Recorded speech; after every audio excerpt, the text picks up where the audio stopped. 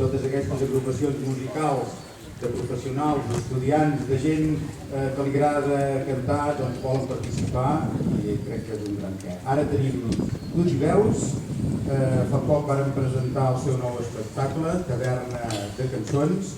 Avui oferiran alguns dels seus temes d'aquest espectacle, però també us hem de dir que a l'estiu us tornarem de dia a Canta Xeixeria, per tant llavors podreu seguir-los bé tot el concert. Us recordo que després tenim l'actuació de la coral Vent Ressol a Capella de les Monges, tot seguit els Panxuts al Parc de l'Estació i acabarà la jove orquestra al pati interior del centre recreatiu. Moltes gràcies, us deixo amb Tut i Veus, direcció Anna Pérez, piano Xavi Vallès.